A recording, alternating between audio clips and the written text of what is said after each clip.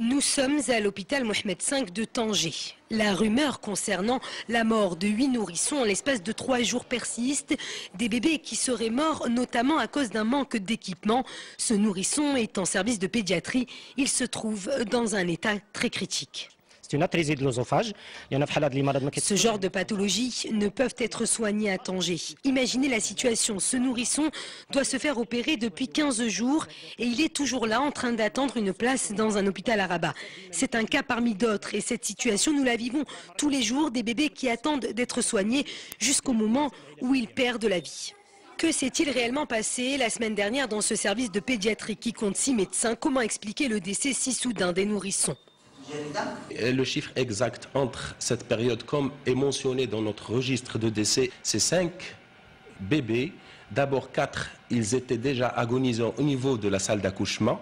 On a fait main et pied pour essayer de leur donner une chance de vie, mais malheureusement, leur état de prématurité et de malformation n'a pas pu leur donner la chance.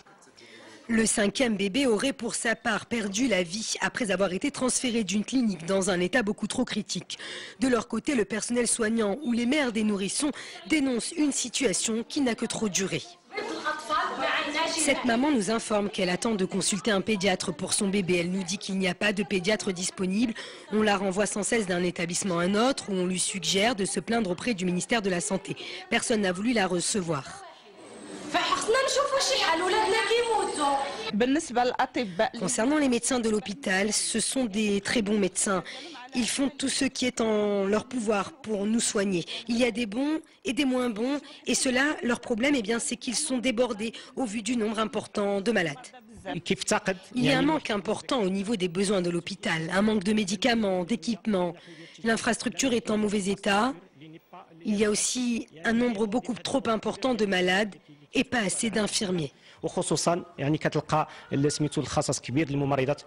Nous sommes actuellement dans un des couloirs du service de maternité, un service que nous avions filmé il y a 8 mois. Depuis, ce service a été relooké. Certes, les murs ont été repeints, les lits changés, mais le service reste toujours aussi bondé.